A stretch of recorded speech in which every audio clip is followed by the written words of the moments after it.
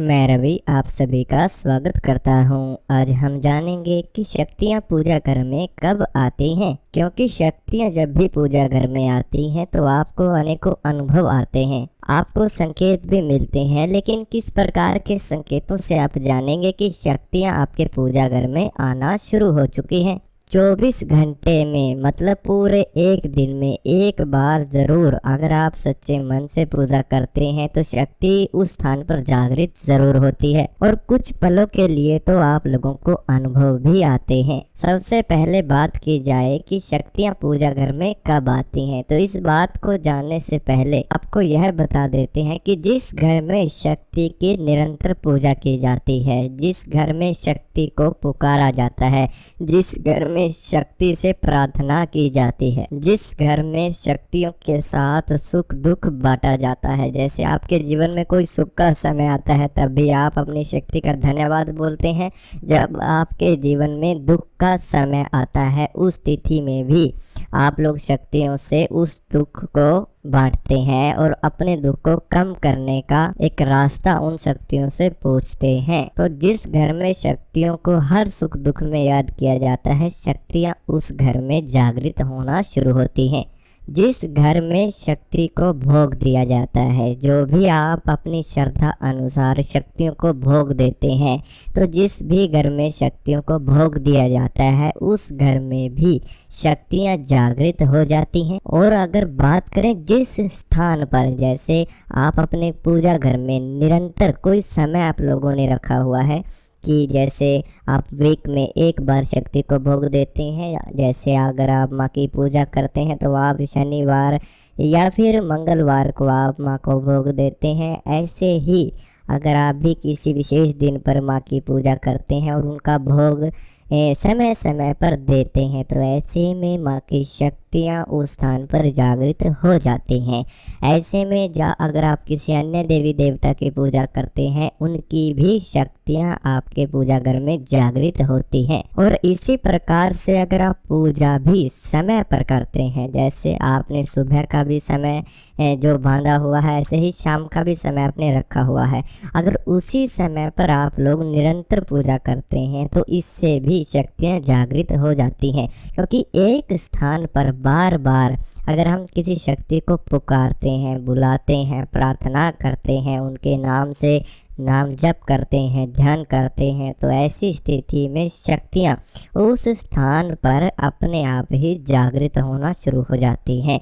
जैसे भी भाव से, जिस प्रकार से, जैसे मन से आप लोग उन शक्तियों को बुलाते हो, शक्तियाँ वहाँ पर आना अपने आप ही शुरू हो जाती हैं। काफ़ी लोग क्या करते हैं कि जो शक्तियों को कोई काम बोलते हैं या फिर अपनी इच्छा की शक्ति के आगे रखते हैं, और इच्छा रखने के बाद जब आपकी वो मनोकामना पूर्ण हो जाती है, आपकी इच्छा पूर्ण हो जाती है, तो उन शक्तियों को भोग देना ही भूल जाते हैं।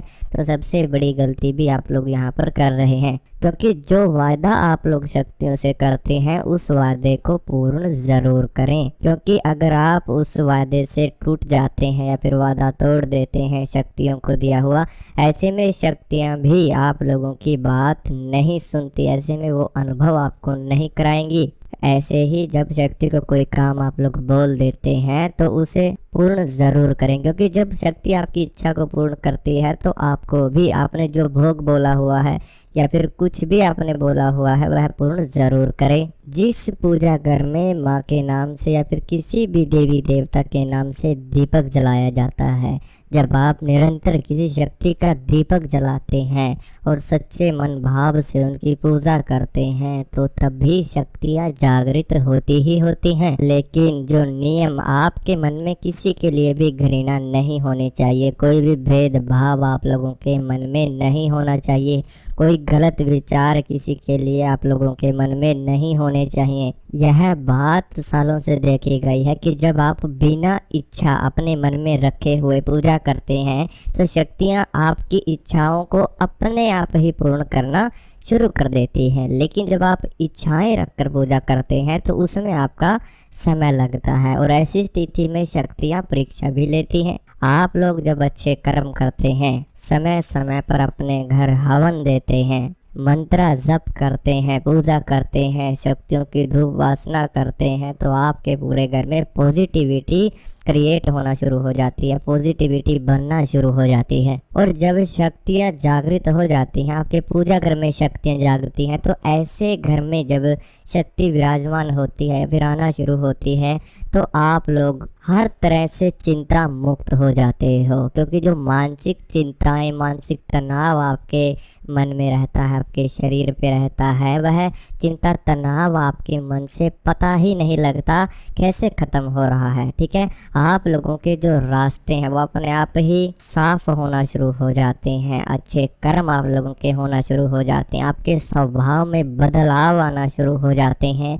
जिस पूजा घर में आप पूजा करते हैं उसी पूजा घर में आपको आनंद आना शुरू हो जाता है। क्योंकि जिस पूजा घर में शक्ति विराजमान है, जिस स्थान पर शक्ति विराजमान है, ऐसे स्थान पर बैठने से ही आपको पॉजिटिविटी का एहसास होगा, आपकी चिंताएं अपने आप ही दूर हो जाएंगी, आपको महसूस होगा कि हाँ कोई ना कोई वहाँ पर है। क्योंकि काफ़ी साधक इस तरह का स्वभाव हो जाता है कि वह दिन भर अकेला रहना पसंद करते हैं, लेकिन जब वह पूजा घर में जाते हैं उनको एहसास इस तरह के होते हैं कि जैसे कोई ना कोई शक्ति वहाँ पर विराजमान है।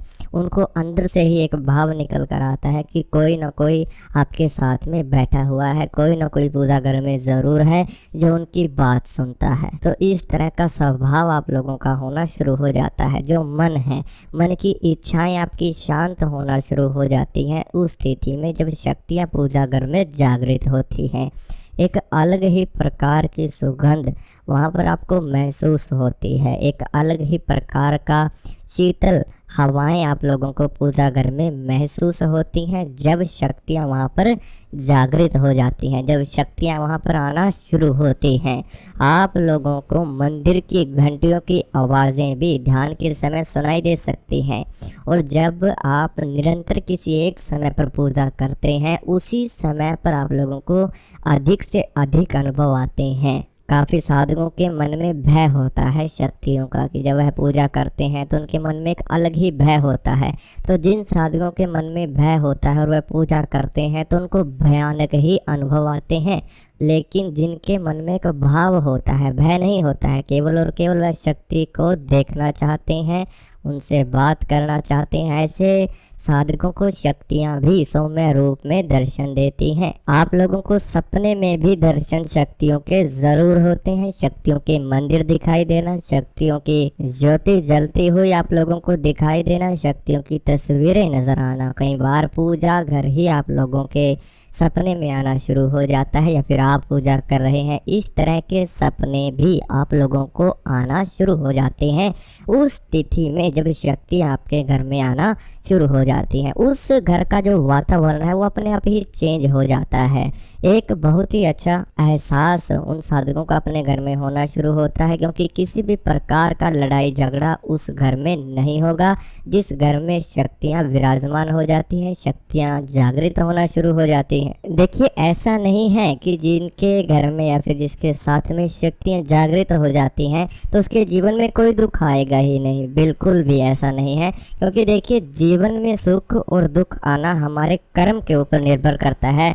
जिस भी प्रकार से हम कर्म करते हैं, जो हम काम करते हैं, अच्छा करते हैं या बुरा करते हैं, उसका फल हमें मिलेगा ही मिलेगा। लेकिन एक दुखों के अंदर भी आपका आत्मविश्वास है वो बहुत ही ज़्यादा बढ़ जाना, आपके आत्मविश्वास में एक प्रभाव आना, और इतनी चिंताएं होते हुए भी, इतनी परेशानियां होते हुए भी आपको यही समझना आना कि कैसे पानी की तरह आपकी मुश्किलें हल हो रही हैं। आप लोगों को मुश्किल में भी शक्ति का एहसास होता है कि आपको एक विश्वास रहता है कि वह आपकी समस्या, आपकी परेशानी को ज़रूर दूर करेगी। तो यही शक्तियाँ करती हैं, आपका आत्मविश्वास बिल्कुल बढ़ा देती हैं। आत्मविश्वास में जैसे ही बढ़ोतरी होती है वैसे वैसे शक्तियाँ आपके काम करना भी शुरू कर देती हैं, आपकी परेशानियों को दूर करना भी शुरू कर देती हैं। उन परेशानियों से लड़ने की हिम्मत वो शक्ति आप लोगों को देना शुरू कर देती हैं जब शक्तियाँ जागृत हो जाती हैं। लेकिन उनका फल पाने के लिए आप लोगों को अपने इष्ट देव की पूजा करनी होगी, अपनी कुल देवी माँ की पूजा करनी होगी, कुल देवता की करनी होगी, पितृशक्ति की पूजा करनी होगी, और साथ में अगर आपने गुरु बनाए हुए हैं तो उस गुरु की भी पूजा अनिवार्य होगी, तभी आप लोगों को शक्तियाँ रास्ते दिखाना शुरू करती हैं, वह जागृत होना शुरू होती हैं। लेकिन जब आपके ऊपर इन शक्तियों में से किसी एक शक्ति का भी अगर दोष आ जाता है तो वह दोष से बाहर निकलना बहुत ही ज़्यादा मुश्किल हो जाता है, क्योंकि जब बुरी शक्तियों के प्रभाव भी आपके घर पे आ जाते हैं, या तो पहले से ही आपके घर में कोई बुरी शक्ति होती है, या फिर आप पूजा शुरू करते हैं और अपने अनुभव किसी को बताना शुरू करते हैं, या फिर जब आप भटकना शुरू होते हैं, ऐसे में बुरी शक्तियाँ आपको आपके आसपास आना शुरू हो जाती हैं। आपकी नेगेटिविटी के कारण बुरी शक्तियाँ आपकी ओर खींची चली आती हैं, ठीक है। और ऐसी स्थिति में आपको पूजा का फल मिलना बड़ा ही मुश्किल हो जाता है। अगर वह मिलता भी है तो आपको पूर्ण लाभ उस चीज़ का नहीं महसूस होता। तो अगर आपके साथ कोई समस्या है, आपके घर में कोई समस्या है, आप कोई बात करना चाहते हैं तो बात कर सकते हैं। बात करने के लिए व्हाट्सएप नंबर आपको स्क्रीन के ऊपर दिया हुआ है, उस व्हाट्सएप नंबर पर आप मैसेज कर अपनी समस्या बता सकते हैं। वह समस्या का समाधान भी तुरंत जान सकते हैं।